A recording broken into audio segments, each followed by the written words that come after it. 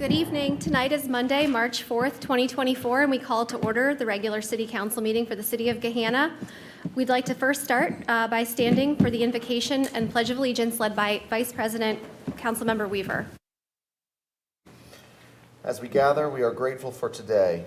We are grateful for colleagues and community. Let us remember the trust and purpose of service, the meaning and value of relationships, and the importance of discourse and public input. Above all, let us be thankful, in accordance with our own faiths and practices, for the opportunity to give back and lift our neighbors and neighborhoods. I pledge allegiance to the flag of the United States of America and to the republic for which it stands, one nation, under God, indivisible, with liberty and justice for all. Thank you. Mr. Clerk, would you call the roll? Bowers. Here. Jones. Here. McGregor. Here.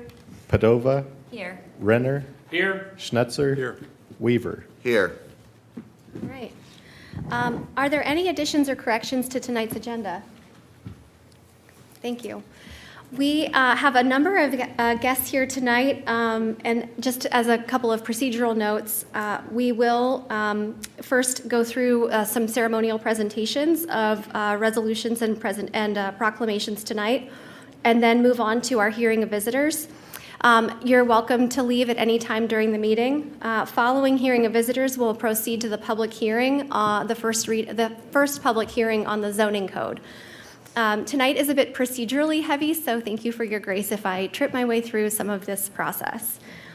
All right, our first item on our hearing of visitors tonight, we are very excited to welcome two guests of honor tonight in recognition of our Women's History Month resolution.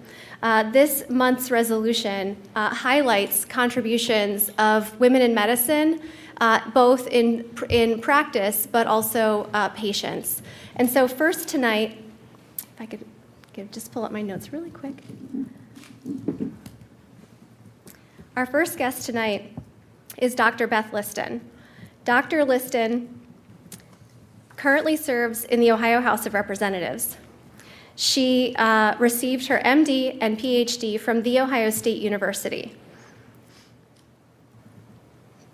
She currently serves as a professor of clinical internal medicine and pediatrics with significant involvement in medical student education. Dr. Liston is also a wife and mother, and we're excited to have you here tonight. If you'd like to come up and offer a few remarks, and we'll do a resolution presentation at the conclusion of our guest tonight. Does this work? Yes, no? Yes. Is there a button? Okay. Thank you. Thank you. And thank you for inviting me and having me. Obviously, Women's History Month has, special meaning for many of us, most of us even. But I wanted to, it took me a while to put together what I wanted to say, right? Because as we enter Women's History Month, I think there's a natural tendency to really highlight exceptional trailblazers that have paved the path for other exceptional women. We talk about the first women to do X, right? Whether it's become a doctor or cross the Atlantic in an airplane. And we ooh and ah over those accomplishments with a brief glance at a date that feels sufficiently long enough ago for us to say, oh, wow, things have changed, and for us to feel good about it. And while I certainly appreciate those remarkable women, I have to applaud Gahanna in its approach and resolution beginning, whereas women of every race, class, and ethnic background have made historic contributions to the growth and strength of our nation, state, and community in countless recorded and unrecorded ways. So I applaud its inclusive approach, as there are so many minority women whose inhumane experiences are worthy of our shame and sorrow. But I also applaud the resolution's understanding of the breadth and depth of women's contributions to our society. And there are innumerable data on the social and financial impact of women in whatever context you study. And I had to resist the urge to put in lots of different numbers. But there's one I think that's important. Women are, after all, 50.4% of the population. We are the majority, and somehow it doesn't always feel that way, especially if you really look at how recently women's rights have been gained.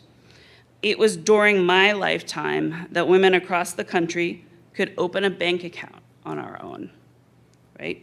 Property rights were granted in the state in 1887, but 50 years ago, we couldn't buy a house or open a business. In Ohio, it's still legal for a husband to rape their wife. And there are state legislators that stand by their belief that that's how it's supposed to be. When I was asked to come tonight, it was suggested that I discuss historic advances in women's health, which honestly is a pretty big topic, since women are more than half the population.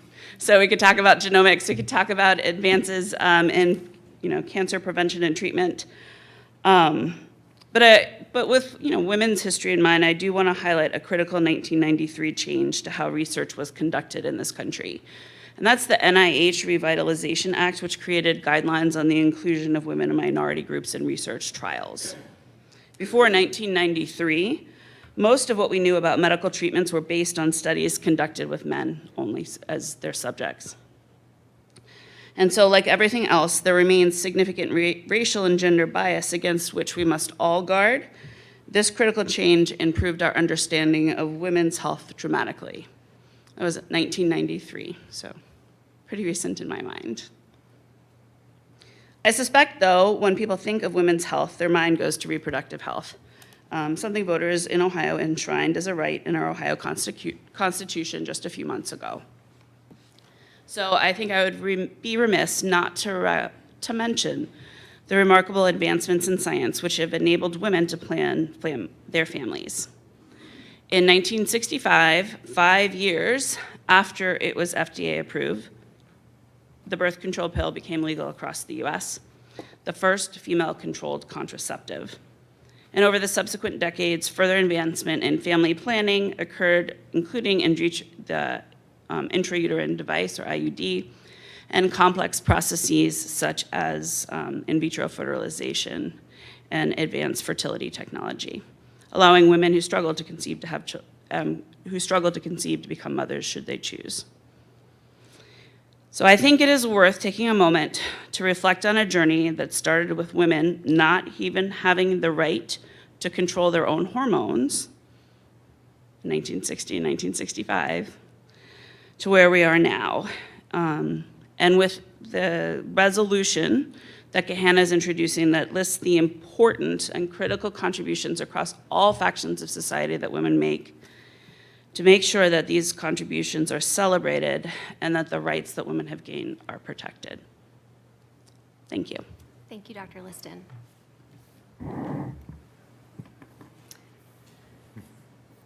For our next guest of honor, I'm going to turn our meeting over to Councilwoman Jamil Jones to make the introduction. Thank you.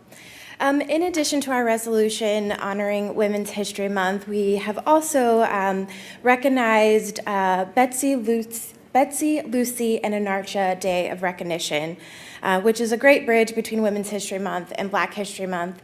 Betsy, Lucy, and Anarcha were enslaved women who were essentially experimented on in the early days of maternal health care in the OBGYN field.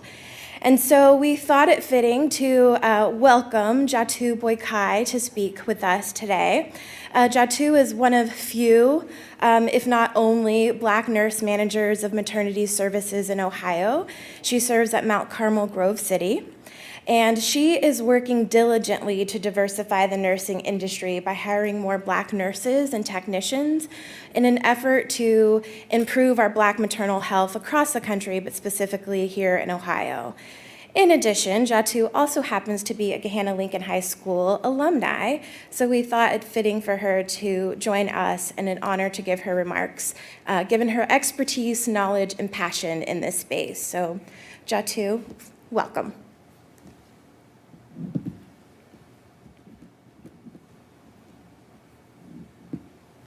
Thank you so much for having me.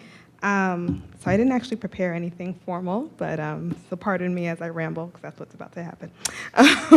When I think about Lucy, Betsy, and Anarcha, the thing that always sort of grips my heart is that there are only 3 names. And I'm so happy that we have those 3 names, but I can't help but think about the countless other names that we do not know. And just for some historical perspective on what actually happened to these 3 women, J. Marion Sims is known globally as the forefather of modern gynecology. But what is not well known, and hopefully will be well known soon, is that how he perfected his procedures is by conducting surgical procedures on slave women without anesthesia, because of the notion that Black women don't experience pain in the same way as white women. So he perfected those, all the procedures that we know today, the PAP exam, all the painful procedures that we know, including C-sections, without anesthesia on these slave women so that he could then perform them with anesthesia on his white patients. So that's the history behind these 3 names. And so what I think about is, how we know these 3 names, but the countless other women that we do not know of, I would like to honor those women as well. As we pay homage to Betsy, Lucy, and Anarcha, I think it's very important that we pay homage to all of the women that have gone unnamed for centuries. As a second-generation African American with roots tied to Liberia, West Africa, I am blessed to be able to trace my ancestry back to the paramount chiefs and other indigenous royalty from centuries ago. And we honor our ancestors and call upon them, even to this day, to help guide our steps. But many African Americans who are direct descendants of the slave trade, unfortunately, are not able to trace their history back past a certain point. So when we talk about ancestors, a lot of times we're referring to those who came before us. So when I think about, personally, Betsy, Lucy, and Anarcha, that's what they represent for me, those who came before me. As a Black woman, as a Black mother, as a Black nurse who works predominantly in the obstetric and birthing space, I can acknowledge that without these women, I would not be standing here today with the accomplishments that I've made in my life and my career thus far. As dark as the history behind obstetrical care is, I stand in humility and reverence for these brave women whose sacrifices led to the United States becoming a powerhouse in the industry of obstetrical medicine. Thank you for having me. Thank you. If we could all join you and present you with copies of the resolution and get a couple photographs, we'd appreciate it. Thank you.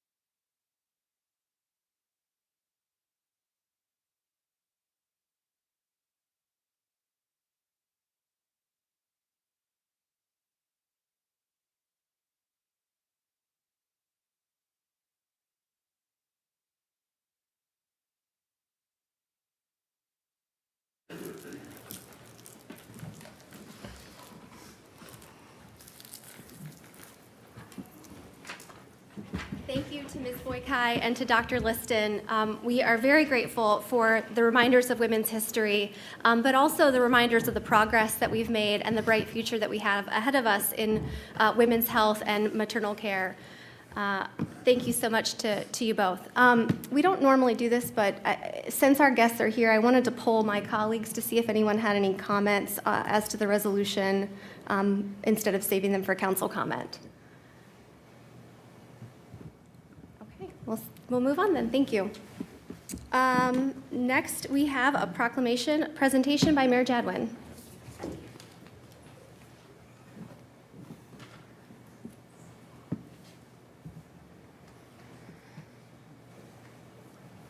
Good evening, Council. Thank you very much. Actually, it's appropriate that if I'm going to present this proclamation, that it follows Women in Medicine, because tonight we have with us a group of seniors. Sorry, Asa, you're not quite in that, but at least 3 of the 4 are future healthcare professionals currently studying at Gahanna Lincoln High School. Usually when I'm reached, let me back up. I'm contacted quite often with people who want resolutions to be issued, proclamations to be issued. There are always awareness months, awareness weeks. There are a plethora of initiatives out there, and it's difficult to recognize all of them. So when I come to council to present a proclamation, it is usually to recognize a Gahanna resident or a Gahanna organization that is tied to one of those initiatives, that is really doing something above and beyond, or doing work to help bring awareness to an issue that is impacting Gahanna residents. A few weeks ago, one of these lovely students, Marley McFarland, contacted my office and expressed that she really wanted to help generate awareness in the community around blood donation. As we started to talk and about why is this a passion of yours, what is this about, she started to share the work of she and her fellow students with a group called HOSA. They're going to talk to you a little bit about what that is. But the importance of blood donation really ties to folks with bleeding disorders. People with frequent nosebleeds, with bruising, excessive bruising, and a whole host of other other symptoms and plagues that affect people. And they have done a series of blood drives. They're going to be doing one this week. But this is March's Bleeding Disorder Awareness Month. So it was a perfect opportunity for them to host their blood drive, as well as to issue a proclamation around that awareness month. But these folks, to generate awareness on these disorders, have initiated a SaveALife.HOSA campaign to educate others on the importance of blood donation, influence people to take the initiative to donate blood, and also to fund blood centers such as the American Red Cross. Through their campaign, they have collected a total of 63 units of blood, which in turn impacts at least 189 lives. So just a small unit can go a great distance. And as I mentioned, they're holding an event this Saturday, Friday, March 8th. So the City of Gahanna commends. I'm going to ask these folks to stand up with me. Marley McFarland, Asa Matson, Samantha York, and Annabella Zingali, in highlighting the importance of blood donation to those afflicted by these diseases, and the work that they are doing really to drive awareness around blood donation that will in turn help folks who are impacted by these disorders. So it's my pleasure on behalf of the City of Gahanna to issue this proclamation to you, to publicly thank you for the work that you're doing, to wish you the best of luck. We did share it in our newsletter to encourage our employees as part of our wellness initiatives to donate blood this Friday as part of your campaign. But thank you for the work that you're doing.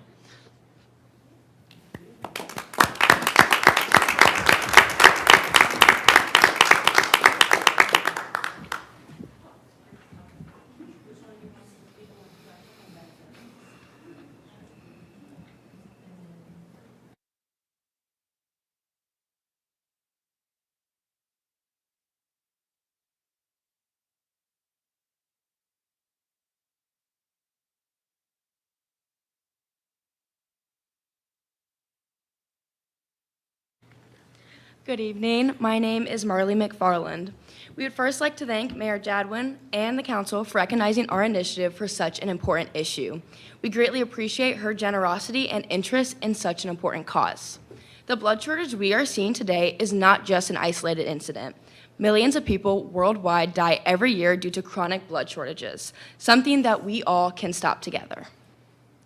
We as a community have the power to save people's lives in a rewarding and powerful way.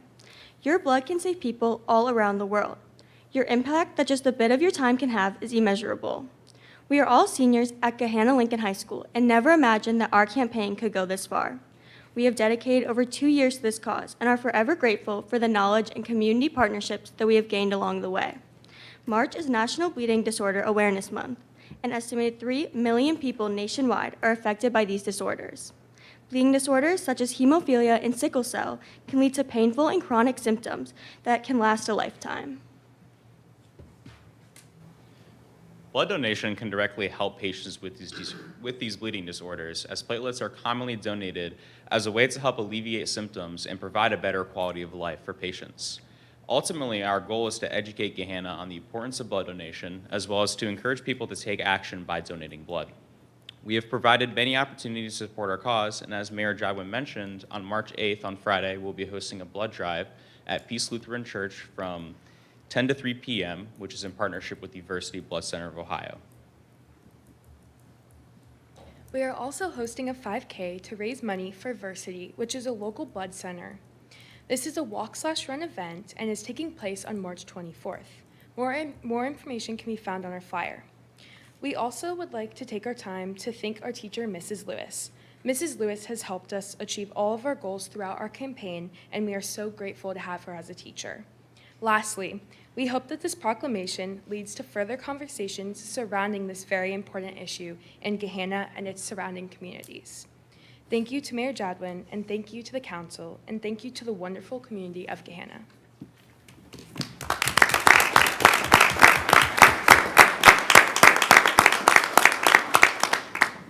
I should also mention they have flyers promoting the blood drive over by the clerk. For those of you who are here, there's a lot of you here. I know they would love to have your participation. Thank you to you all, and thank you, Mayor Jadwin, for raising this incredible group to our attention and their important work as well tonight. All right, the next item on our agenda is another celebration.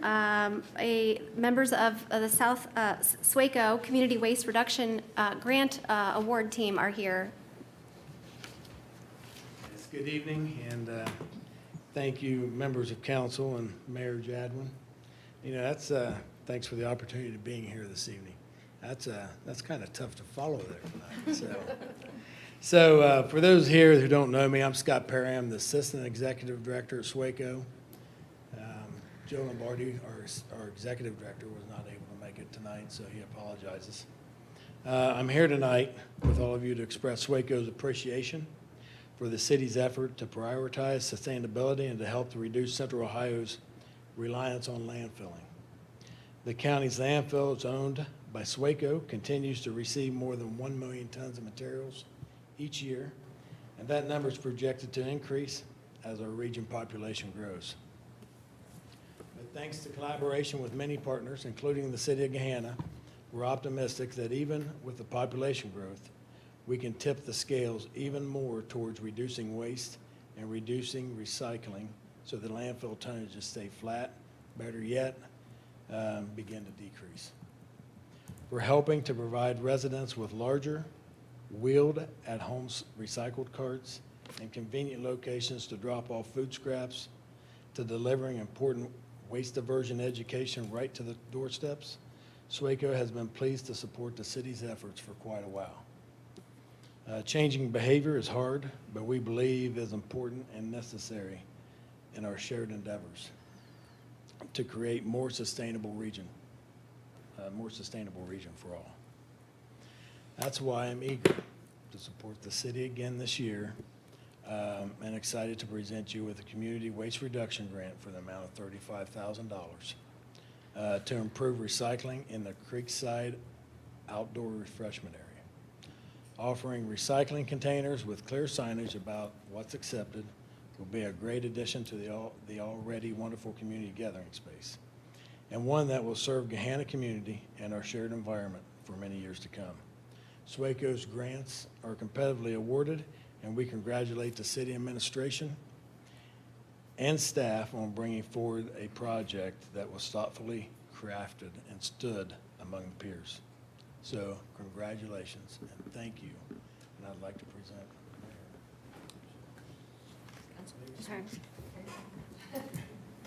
Wanted a bigger check?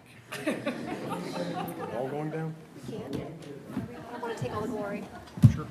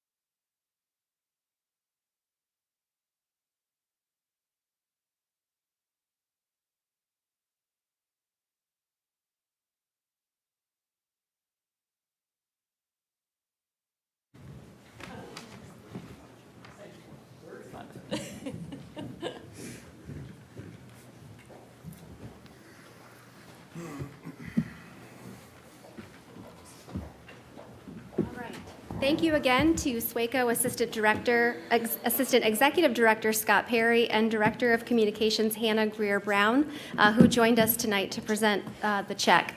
And congratulations and thank you to Senior Deputy Director Corey Weibensinger for his hard work on obtaining that grant. Thank you so much for your work. Okay. Next up, we are on to members of the public for our hearing of visitors. Our first speaker slip this evening is from Kathy McCorkle. Mrs. McCorkle, if you would join the podium, and as you know, please state your name, address, and you have 3 minutes for your remarks.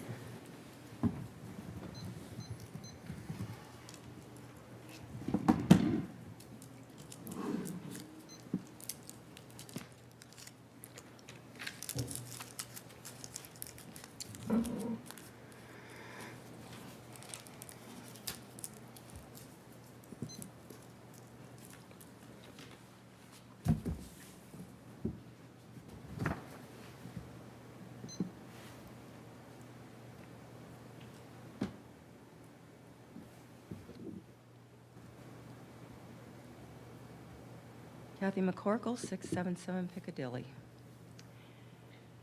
From the vitriol, rant, and false accusations against me by Steve Renner and other council members during council comment period of February 19th, it's evident that Gahanna has its own DC swamp that won't tolerate dissenting viewpoints.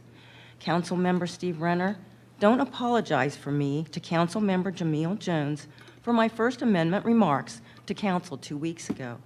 I made no disparaging personal remarks to her or about her, and there's no reason for me to apologize. But this is what Democrats do if they can't argue a point. They attack you and threaten to silence you. I won't be falsely accused by you or other council members of something I didn't do. You falsely accused me of personally attacking Mrs. Jones when I did no such thing. You need to re-listen to my words I used and lay aside your own emotion for your own political bent while doing so. Everything I spoke to was about the association of Mrs. Jones' pint-sized protester group to the BLM movement, and everything I said about it, she had already stated on her own website. Her webpage shows the name Black Lives Matter next to her group name, Pint-Sized Protester. A picture shows a child carrying a Black Lives Matter sign. Marxism underpins the Black Lives Matter agenda. Founders of the BLM group describe themselves as trained Marxists. Marxist Democrats are intent on destroying this country. If that's not evident to you by now, it never will be, and you're complicit with it. In your tyrannical rant against me, you accused me of things that never happened and of saying things I never said.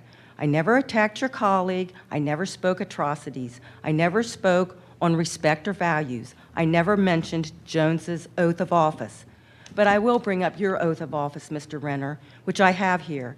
You took an oath to uphold the Constitution that protects my First Amendment right, then threatened to violate my First Amendment right to speak to my local government. Signed by you on January 3rd, 2022, I, Steve Renner, do swear that I will support and defend the Constitution and impartially discharge the duties as a city council member.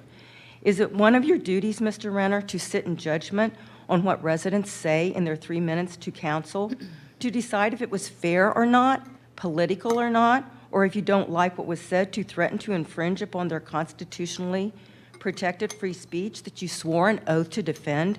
When you falsely accuse me and threaten me because you don't like that I expressed views you disagree with. Mrs. McCorkle, your 3 minutes is concluded. Thank you. No, I've got my timer here.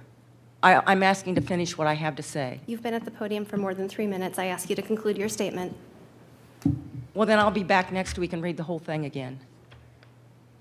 You need to step down from your council seat if you can't handle citizen complaints, Mr. Renner. Thanks for cutting me off because I had 3 minutes here on my clock. Thank you, Mrs. McCorkle. Our next speaker this evening is Sharon Montgomery.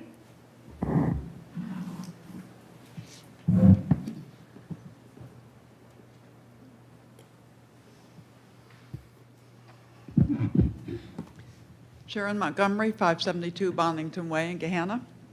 I had not planned to speak tonight on Ordinance 6923. You've patiently listened to me rant on the subject of increased penalties enough times. But I got a phone call just this morning from the mother of yet another victim, and I think her story is worthy of adding to the overall discussion on this topic.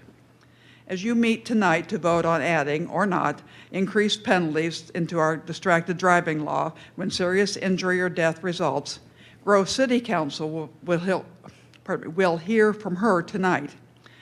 Her son was hit in a crosswalk. He had the light. A woman was turning left and didn't see him. He was low in a wheelchair, and she was high in an SUV and is a short woman. This explains, but definitely does not excuse what happened. She knew her field of vision was limited due to her size and the size of her vehicle, so it was her responsibility to look even more carefully before turning. Children are lower in the crosswalk also. She was charged with the minor misdemeanor of failure to yield, which has a $150 fine and has no provisions for increased penalties for causing serious harm. The victim previously had use of his arms and mind, but not his legs. Now he has the use of only one arm. Serious injury, minor fine. Here we go again. If any one of you still has any lingering doubts about how you will vote on Ordinance 69 tonight, or if you plan to vote yes but still wonder if that's the right thing to do, maybe the story will help you decide. This happens again and again, and passing Ordinance 69 with increased penalties for one offense in one city could be the first step we need on the long road to change this injustice. Thank you for, at the very least, giving me a platform for raising awareness of this problem. Thank you, Mrs. Montgomery. Ms. Kovacs, would you like to come speak? As a reminder, please state your name and address, and you have 3 minutes for your remarks. Yeah, I'm Patricia Kovacs, live at 527 Haversham Drive. And I wasn't here 2 weeks ago, and I thought this ordinance would be discussed, but I sent a letter to everyone about my support for it. So I'm not going to read my letter again, but I just want to say I'm fully supportive of Ordinance 69, as Sharon is. The last couple of days I went biking in Gahanna, saw so many people on the trails and biking on the bike routes. So I really think these changes we're making are going to be helpful for people to be aware. I was especially happy to see young people, like preteens without parents. They felt safe enough to be out on the roads in our residential areas. And the reason I care so much about these laws is because if someone gets hit and they're not like doing the right thing, they will be found at fault. A bicycle or pedestrian. For example, in Columbus, you're not allowed to ride on sidewalks. So if a bicyclist hit in a crosswalk, they'll usually be found at fault because the police will assume they were on the sidewalk. So that's why I'm really careful about how we have our laws written. And then just for the people in the audience, when I sent the letter to the council people, I also put together a table of where the different vehicle types are allowed to be: sidewalks, road, bike lanes, bikes, e-bikes, e-scooters, and so on. So this will kind of clarify, and if this ordinance is passed, we can publicize this on social media or wherever. And then there were some questions about whether we're allowed to have a difference in our distracted driving law between the states. So I went to a MORPC meeting. They told me there were some cities that have an actual hands-free law, and I contacted 3 of them, and they're in Franklin County. I didn't hear back from one of them, but the other 2 said they're going to keep theirs hands-free, even though the state allows you to hold the phone to your ear. So all we're doing in our ordinance with distracted driving is clarifying what the state says is unclarified misdemeanors, or unclassified, I'm sorry, the right word. They're unclassified, so we're just classifying them, and I don't think there's anything wrong with that, and hopefully people will be more aware that, there's a stronger penalty. And I want to thank Ms. Tamalirison, Chief Spence, and Deputy Chief Lawless for writing these ordinances and supporting them, and I hope you guys will too. Thanks. Thank you, Ms. Kovacs. Any questions?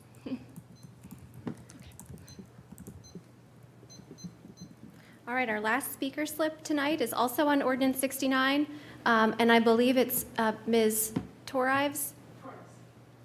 If you would please approach the podium for us. And if you could please spell your last name so we get it correct in the record. And as a reminder, state your name and address, and you have 3 minutes for your comments. Okay, thank you. Can you hear me? Yes. Okay, good. My name is Ginger Tornes. For trivia's sake, our farm is where the Gahanna Primary School is now on Klotz Road. That's our old farmhouse. And some of the trees that were planted around the property are still there. So anyway. And would you share your address, please? Oh, the address, sorry. 99 Preston Road in Columbus. Okay, thank you. Okay. Anyway, I wanted to say that we still frequent Gahanna businesses, and we love Gahanna.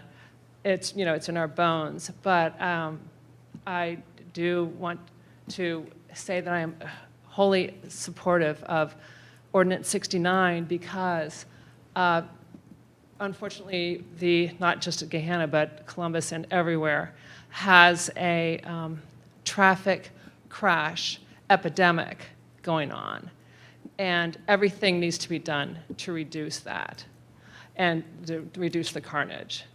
So this is a very, very, very good start because it has been proven that tougher penalties do make a difference in dissuading bad behavior of all kinds, including driving that ends up with somebody being dead. And I have, unfortunately, the experience of losing one of our very good friends to somebody who was careless and ended up with just like a hand slap of a penalty. So this man is still out driving, and who knows how many other people, hopefully he will not hurt anybody else. But the point is, had this distracted driving thing been a state policy or even a Columbus policy, then this man would still be behind bars, which is exactly where he belongs and exactly where the judge wanted him to be. So anyway, thank you for listening to me, and I hope you vote yes. Thank you, Ms. Tornes. All right. Are there any speakers, additional speakers tonight? All right. We are now moving on to Section D of the agenda, public hearings. Pursuant to Council Rules 9.10 and 9.11, the President of Council shall give a brief statement or explanation of the item under the hearing. Prior to the opening of the public hearing, the administration may make a presentation regarding the application in question. The public hearing shall then be opened with any proponents being allowed 7 minutes, opponents being allowed 10 minutes, and then 3 minutes for rebuttal by the proponents. Such a time schedule shall prevail unless extended by Council President without opposition. For anyone approaching the lectern to speak on the public hearing tonight, please do approach and state your name and address for the record.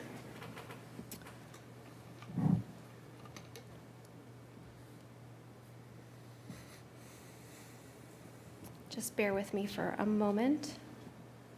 Okay.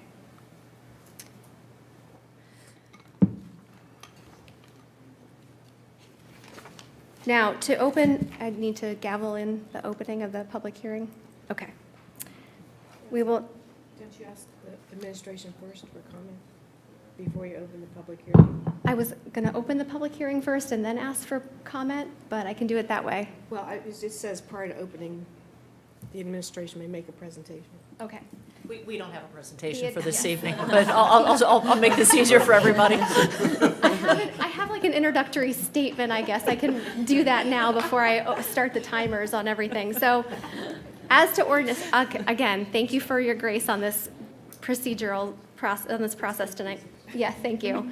Ordinance 0007-2024, an ordinance to repeal and replace Part 11 Planning and Zoning Code of the Codified Ordinances of the City of Gahanna.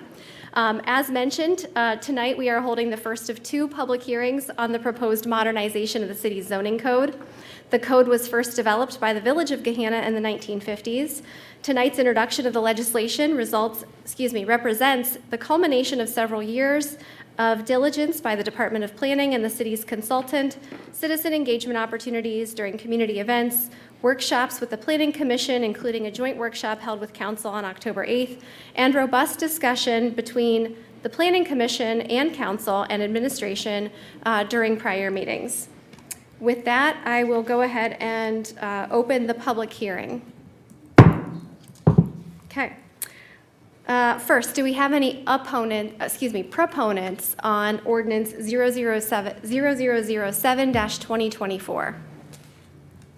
Anyone who wishes to speak in favor or support of the ordinance? All right. Seeing none, any opponents to ordinance 0007-2024? Anyone who wishes to speak in opposition to this ordinance? All right, hearing none, we will close the public hearing. As a reminder, this will come on for a second public hearing and a second reading with a vote on adoption on March the 18th. All right, moving on to the consent agenda. Is there a motion to adopt the consent agenda as published? So moved. First by Mr. Renner, second by Mr. Schnetzer. Any discussion? Mr. Clerk, would you please call the roll? Renner? Yes. Schnetzer? Yes. Jones? Yes. McGregor? Yes. Padova? Yes. Weaver? Yes. Bowers? Yes. Motion carries and consent agenda is adopted. Section F, ordinances for introduction and first reading. Mr. Clerk, would you please introduce and read ordinances published under Section F of the agenda tonight? First up is ordinance 0007-2024, an ordinance to repeal and replace Part 11, Planning and Zoning Code of the Codified Ordinances of the City of Gahanna. Ordinance 0009-2024, an ordinance to amend the City of Gahanna Building and Zoning Fee Schedule. Ordinance 0011-2024, an ordinance authorizing the mayor to enter into contract with Strasser Paving Company for the Taylor Station Road and Claycraft Road Roundabout Project, ST-1087, and authorizing a supplemental appropriation OPWC capital project. Ordinance 0012-2024, an ordinance amending Ordinance 80-2020, contract with EMH&T for engineering and design of improvements to the intersection of Taylor Station and Claycraft Roads to include costs for construction administration and inspection. Ordinance 0013-2024, an ordinance authorizing the mayor to enter into contract with Strasser Paving Company for the 2024 Street and Sidewalk Program, ST-1110. Ordinance 0014-2024, an ordinance authorizing the mayor to enter into contract with Bristol Construction, Inc. for the 2022 Sidewalk Maintenance Program, ST-1109. Ordinance 0015-2024, an ordinance authorizing supplemental appropriations, right-of-way special revenue fund for professional services. Ordinance 0016-2024, an ordinance authorizing supplemental appropriations, refuse escrow from grant award. Ordinance 0017-2024, an ordinance authorizing supplemental appropriations, Parks and Recreation Fund for Recreation Coordinator 2 position supporting community recreation. Ordinance 0018-2024, an ordinance authorizing the mayor to execute a community reinvestment incentive agreement with J.E. Grody Company, Inc. to facilitate renovation of an existing industrial building located at 1160 Gahanna Parkway, part of Community Reinvestment Area Number 3. Thank you, Mr. Clerk. Section G of the agenda, ordinances for second reading and adoption. We have one item on tonight. Ordinance 69-2023, an ordinance to adopt amendments to traffic code sections of the codified ordinances of the City of Gahanna, to provide for penalties, to provide for codification, to provide for severability, to repeal conflicting ordinances, to provide an effective date, and for other purposes. Is there a first to adopt motion 69-2023? Madam President, I move to adopt ordinance 69-2023. First by Mr. Weaver, So moved. second by Mr. Renner. Any discussion? Mr. Weaver. Thank you, Madam President. Just very briefly, want to thank all of the advocates who've spoken numerous times on this, and thank you for being here again this evening. I also would be remiss if I didn't express my gratitude to Chief Spence, Director Becker, and your team, and also the City Attorney's Office, not only our new City Attorney, but our former City Attorney and Mr. Roth as well. So thank you there. And that, happy to support these changes, and thank you very much, Madam President. Thank you, Mr. Weaver. Any other comments tonight? All right, I'll just echo Mr. Weaver's comments. Thanks to everyone who worked on this. I would refer back to the robust discussion on this item as well at prior committee meetings, and I'm grateful to support this as well and for all the work that's been put into it. Mr. Clerk, would you please call the roll? Weaver, Yes. Renner, Yes. McGregor, Yes. Padova, Yes. Schnetzer, Yes. Bowers, Yes? Jones. Yes. Motion passes. Congratulations to the advocates and to Madam City Attorney. Section H, ordinances for introduction, waiver, and emergency adoption. First, we have introduction and first reading on ordinance 10-2024. Mr. Clerk, would you please read this for first reading? Ordinance 10-2024, an ordinance providing for the issuance and sale of bonds and the maximum aggregate principal amount of $4,600,000 for the purpose of paying the costs of refunding bonds previously issued by the city for the purposes of paying the costs of various public infrastructure projects, waiving second reading and declaring an emergency. Thank you, Mr. Clerk. We'll have two motions on this item tonight. The first motion I'm asking for this evening is to waive second reading. Is there a first to waive second reading? So moved. First by Mr. Schnetzer, Second. second by Mr. Renner. Is there any discussion on the motion to waive second reading on ordinance 10-2024? Hearing none, Mr. Clerk, would you please call the roll? Schnetzer, Yes. Renner, Yes. Padova, Yes. Weaver, Yes. Bowers, Yes. Jones, Yes. McGregor. Yes. Thank you. Motion carries. The second motion on this item tonight is to adopt ordinance 10-2024 as an emergency. Is there a first to adopt motion 10-2024 as an emergency?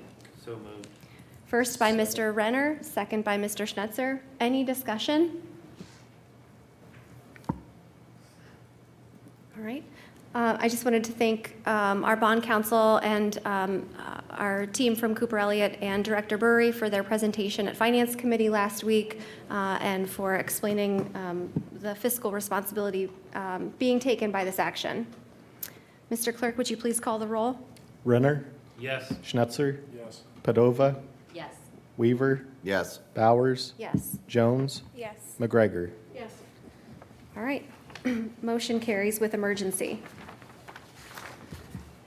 Next on our agenda, we have correspondence and actions. Mr. Clerk, do we have any items?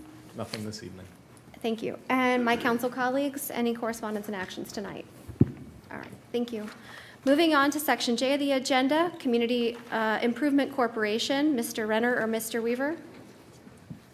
Madam President, I do have some notes. Great, thank you, Mr. Renner. Yes, on Tuesday, February 20th, we did meet promptly at 8 a.m. in the committee rooms. First up was the introduction of CIC's newest member, Ms. Opal M. Brandt. Ms. Brandt comes to us with an extensive background in workforce development. I think some of you may have met her at our combined meeting in December, but if you haven't, please take an opportunity and meet her and talk to her. We are going to have another combined meeting in June.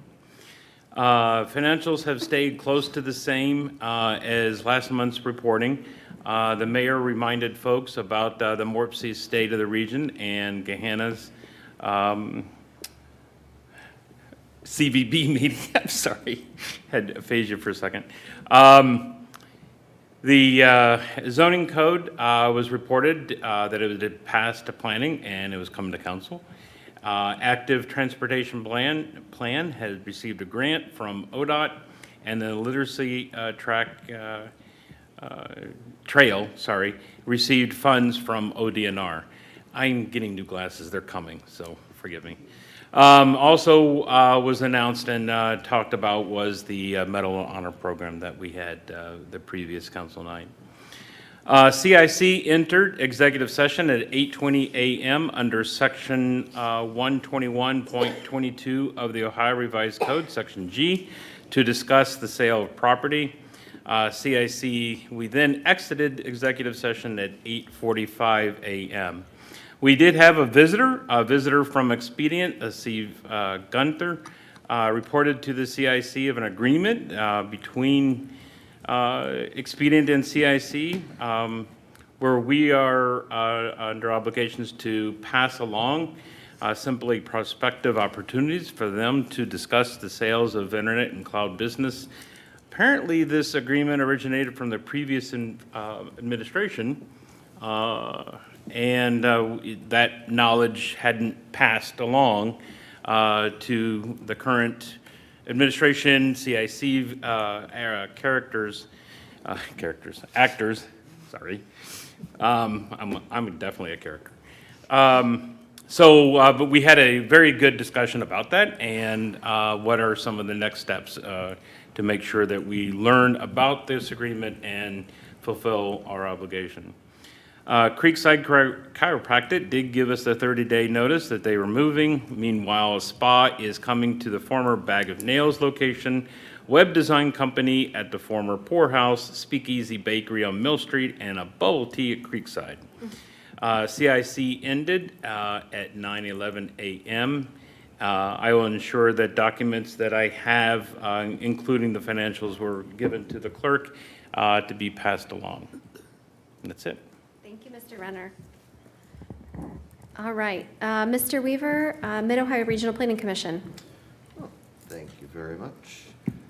On February 27th, attended an event titled Planning Together, Local Governments and Schools, and was honored to be joined by Superintendent Dr. Tracy Deagle. Happy to see our mayor there as well. Quite the representation from the city of Gahanna, I think. The event featured Dr. Kirsten Carr, the Chief Regional Strategy Officer and Senior Planning Director at Morpsey, Mayor Joe Begany of Reynoldsburg, and Attorney Robert McCarthy from the firm Bricker Graydon.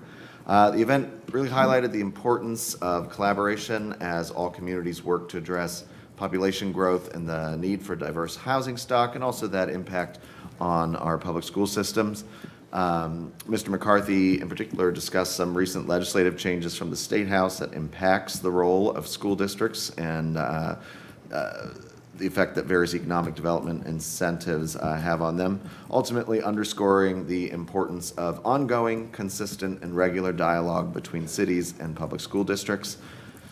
The Metropolitan Transportation Plan public comment is open through March. There will be an open house at Morpsey on March 19th from 3:30 to 6:30. Comments can be submitted at morpsey.org/MTP2050. Lastly, save the date for the Summit on Sustainability, which will be October 29th. And that is it for me, Madam President. Thank you, Mr. Weaver. Convention and Visitors Bureau, Councilwoman Padova. Thank you. The spring and summer herbal cocktail trail kicked off on Friday with a record number of 12 participating establishments. New to this passport is the addition of 2 mocktails, so a little something for everyone. Reminder that the Visit Gahanna annual meeting will take place on Wednesday, March 20th from 11:30 to 1 p.m. at the Gahanna Sanctuary. this is a great way to stay in the know with the with what Visit Gahanna has been up to over the last year and the great things that lay ahead for the organization. It will be a fun celebratory atmosphere with a lot of great information, and rumor has it that Gahanna's own Zane Harshaw will also be performing there as well. So look forward to attending that again on Wednesday, March 20th from 11:30 to 1 at the Gahanna Sanctuary. Speaking of live performances, Visit Gahanna is also knee-deep in planning the 25th annual Creekside Blues and Jazz Festival, nearly 100 days away. Headliners have been announced, and tickets went on sale March 1st. You can get an early bird discount, saving $5 off each ticket the whole month of March. So get your tickets early and save a little there. As in years past, veterans and children 10 years and under get in free. Sunday tickets are buy one, get one free, and free admission can also be earned by volunteering. So look forward to me asking you to volunteer here in the coming weeks. Visit Gahanna and the Ohio Herb Center are also in the middle of planning for Herb Day on Saturday, May 4th. Plants have been ordered and vendor spots are nearly full, so mark your calendars again for Saturday, May 4th for a free, fun family event at Creekside. Thank you. Thank you, Councilwoman Padova. School Board Liaison, Councilwoman Jones. Thank you. So the district and the teachers union, GJEA, ratified a 3-year contract last week. So great news for all parties involved that we wanted to share. And then as Public Schools Week wrapped up last Friday, I wanted to share a video done by our award-winning Lincoln Live media and production team. They're already award-winning, but won another award for this film that you're going to see by the OSBA, which was in recognition of Public Schools Week. I choose long braids. I choose red curly hair. I choose bangs. And I choose locks. We all have choices to make, but there's one thing that we all choose. We all choose Public education. Public education. Public education. We all choose public education at Gahanna Lincoln High School. Home of the Lions. One pride. One family. Our school is free for all to attend because it's funded by taxpayers in our district. So thank you To our residents, thank you. Thank you. Thank you for providing us with incredible teachers. 86% of them Have master's degrees and all of them are state certified educators.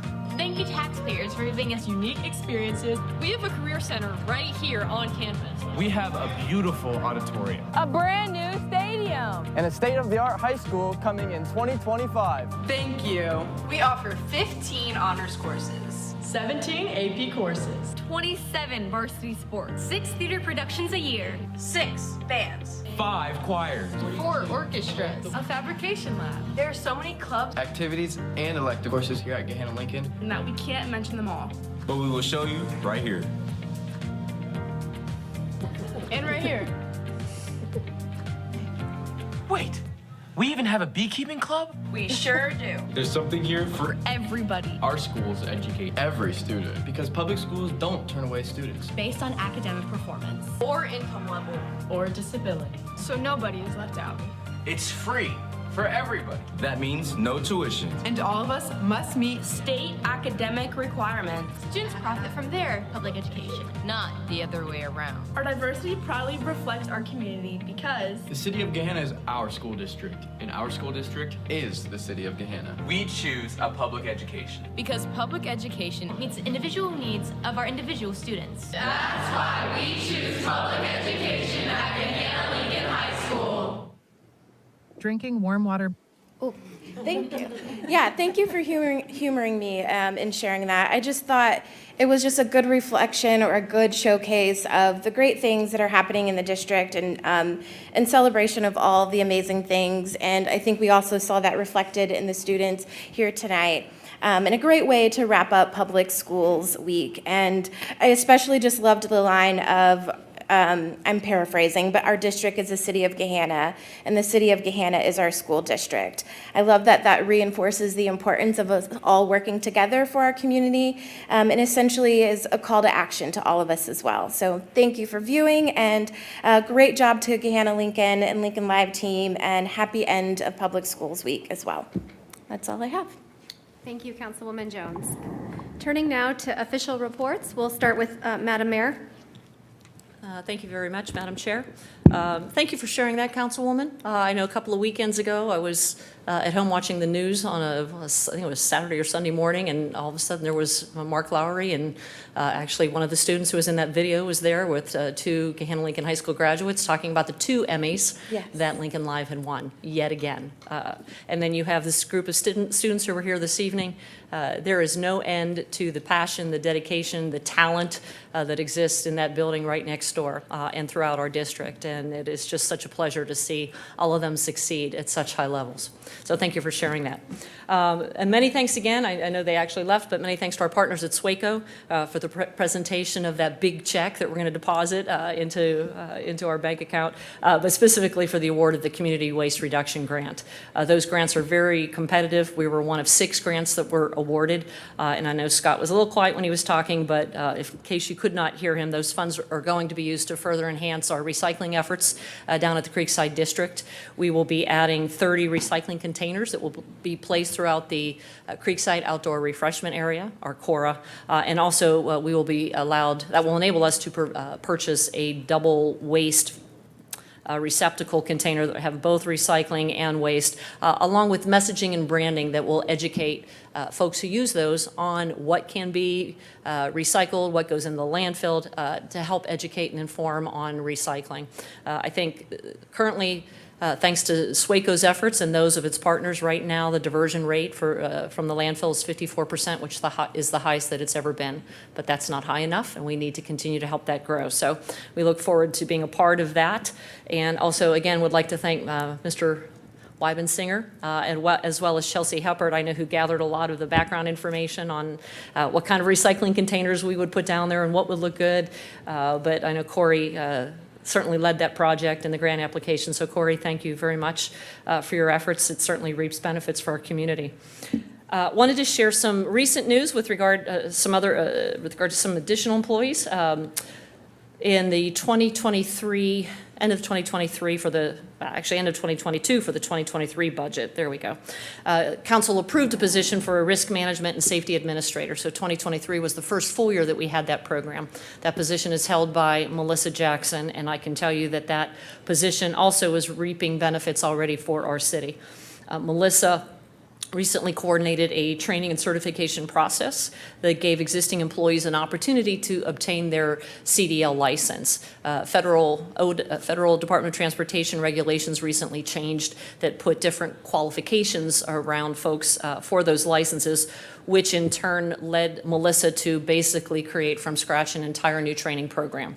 Everything from the driver training courses to the manuals to orchestrating their schedule and making sure that they had what they needed and that they were able to obtain those licenses in compliance with both state and federal laws is something that we were able to achieve. We had 5 employees, Hunter McKnight, Hunter Blankenship, Joe Fravel, Kurt Martin, and Cody Rubright, who all obtained their CDL licenses. They were led by instructors, our fleet superintendent, Darren Arnett, our forestry supervisor, Julie Perderi, and our utilities superintendent, Matt Jones, who were their instructors throughout that program. So again, not only ensuring that we are operating in compliance with the most up-to-date laws, but that we are also able then to expand our service delivery to residents. So huge step forward. Congratulations to them on a job well done. And that flows right into the next comment, which was Friday was National Employee Appreciation Day.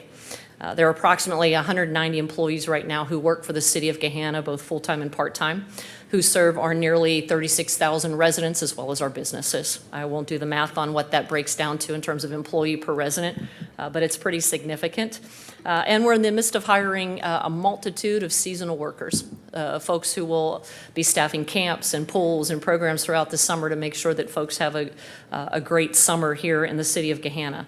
So whether a seasoned veteran, whether they are a seasoned veteran or a seasonal employee, Councilman Renner, I don't even have my old glasses on and I can't read either. So but we are grateful for their contributions to our city and for continuing to make our city the best that it can be for our residents and the businesses who do business and invest here.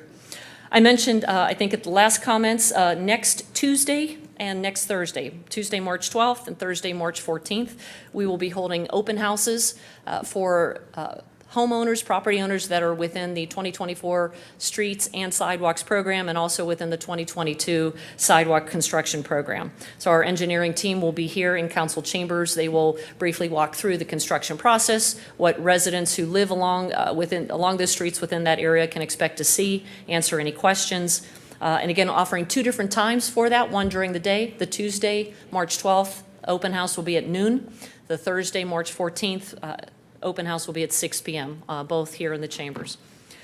Tomorrow evening, Tuesday night, we will have the next Gahanna 175 meeting. That will be held at 6 p.m., and that will be held right next door here in the committee room. We had to move that location due to a scheduling conflict. Lots of things happening, so lots of conflicts for space, but we will be holding that meeting tomorrow at the committee room, 6 p.m. here at City Hall for all of those folks interested in helping to plan with Gahanna 175. And this Friday, March 8th, not only will there'll be a blood drive that you can go to, but then you can go to the sanctuary and watch a night of Gahanna stories. 5 short films that have been created by Gahanna filmmaker and resident Tim Corliss. He's been interviewing all kind of Gahanna residents over the past several months, and they will tell their stories, recounting memories and telling some pretty unique stories about Gahanna that you might not have heard. So that event is at, I think, 7 p.m. at the Sanctuary. It is a ticketed event. You can get a link to that at Gahanna175.com. Get to that by our website. And then finally, just a reminder, State of the City will be Thursday, March 28th. Hearing you say the festival was almost 100 days away is always a little jarring. And State of the City's March 28th. So that's from 5 to 7 at La Navona. Will be a little bit different this year. We'll be celebrating 175 years of Gahanna as we view highlights of the past year, talk about what's in store for 2024, and really honor the evolution of our city over the last 175 years. So we look forward to seeing all of our residents there for that. And that's all I have. Thank you. Thank you, Madam Mayor. It's really exciting to hear about that CDL training program that Ms. Jackson has implemented. That is going to pay off in dividends in lots of ways. So congratulations to you and your team on advancing that. City Attorney Tamala Larison, do you have a report for us tonight? I do. Thank you, Madam President. In my office, the recent updates are that the Speedway litigation in Franklin County Common Pleas Court has been appealed. Again, that was a summary judgment in favor of the city. So that is now in the 10th District Court of Appeals. We are beginning the briefing process now. The Academy Woods litigation just had oral arguments last week. So that is now the litigation part is completed, and we are awaiting a decision from the 10th District on that matter. Thank you all for your support of Ordinance 69-2023. I have now moved on to the comprehensive review and update of the general offenses. So I look forward to bringing that before council in the upcoming months. Thank you. Thank you, City Attorney. All right, moving now to council comment. We'll start with Councilwoman Jones. Thank you. I have completed and shared my February 2024 constituent newsletter, so please take a look at that to learn all that we accomplished and experienced last month. Also happy to share my next constituent hour will be Wednesday, March 13th at 8 a.m. at Dunkin' Donuts, the Vista Plaza 1111 Hamilton Dunkin' Donuts. And then last, wanted to just wrap up by saying, one of the joys of our democracy is First Amendment rights, and we uphold that right here, and we are glad to have our residents come and speak before us. The downside to that is that anyone is able to practice that free speech from a one-sided perspective without considering the values or the experiences of others. I wasn't going to say anything tonight, but I feel that because it's been brought up that residents have a concern of things that are important to me, that I also share with residents that I am elected to represent everyone in this community, even those who disagree with me. What I will say is that I do not take that honor lightly, but I open the door for dialogue. If anyone ever is concerned about what I do, my values, my beliefs, or what I represent, the door is always open. Any of us sitting up here encourage dialogue. I just said, come meet me at Dunkin' Donuts. You can meet me any night. My phone number, my email, all of that is available. And I just ask that our residents that before you pass judgment, before you stand before us, sharing what you think you understand, that we have dialogue.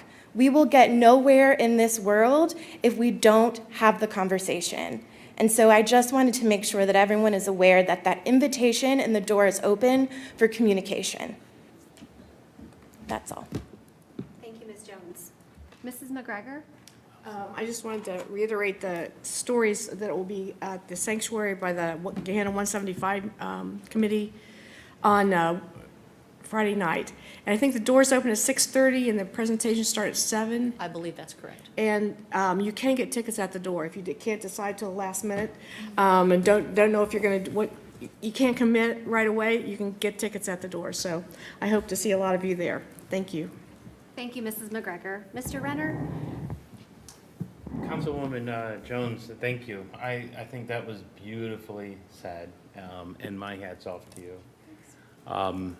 Our society has been encouraged and somehow to promote uninformed narratives and impulsive rational views lately, and that's what I was reacting to. Not to mention, tonight we heard a sanitized statement of what was actually said. Anybody can go back and look at the video. I stand by my comments, not fearful. I too have a First Amendment right of free speech, and so I can actually point out when I do believe something is flawed. And I will still do that accordingly. Moving along, I am not going to be able to join everybody on March 8th. That is also my wife's birthday. And so we're having a nice little family get-together that night.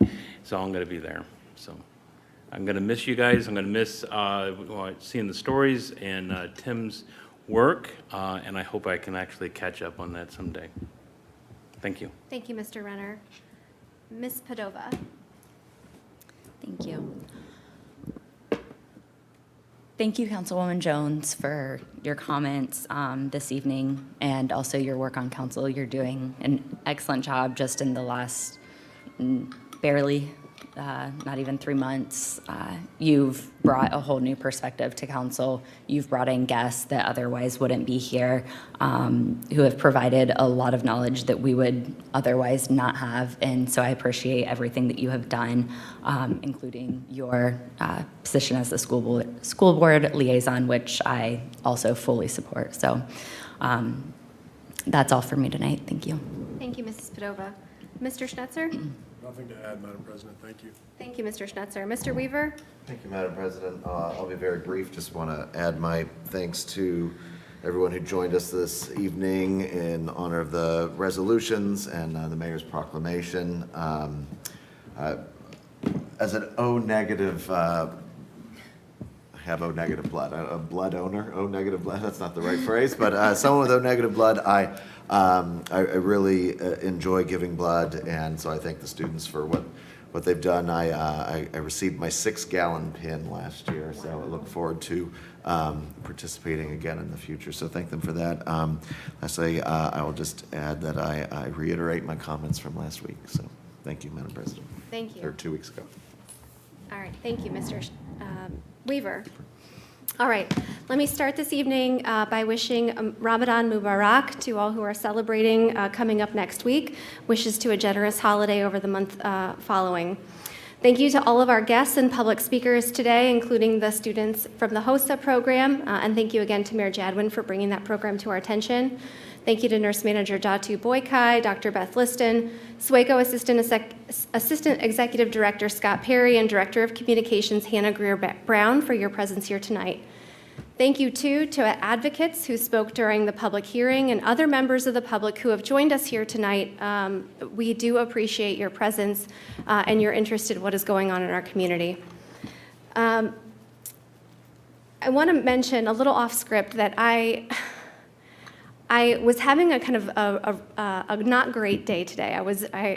My name was misspelled on something, and my clothes didn't fit right, and my breakfast wasn't right. Just kind of one of those Alexander and the terrible, horrible, no good, very bad day kind of days. And as I was starting to come in here, and I was getting ready to think about council tonight, I was struck by how much gratitude I feel to be here and how much gratitude I feel to be with all of you and in service to our community, elected and unelected. Everyone in this room, I think, is incredibly earnest in their work, and you are all doing a great job, and I truly mean that. So I'm really grateful to be here. And taking a moment to pause and reflect on that gratitude and the earnest work that I think is happening by everyone in this building and across the city shifted my feeling on my day. So I truly mean that, and I sit here in gratitude to be here for this work as well. On that note, too, congratulations on Employee Appreciation Day. I hope you all have a wonderful breakfast and lunch tomorrow. And great work to the Gahanna Division of Police for apprehending a suspect in the road rage incident that involved the father and the 1-year-old who were shot on I-270. It seems that great police work led to that arrest, so congratulations, Chief Spence and your team.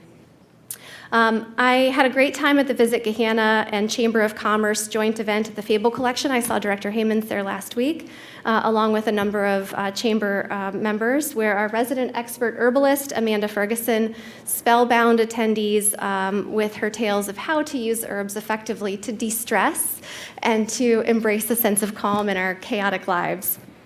And finally, I just wanted to also share that I had the pleasure of attending the Gahanna Community Chorus's choir presentation yesterday at the high school.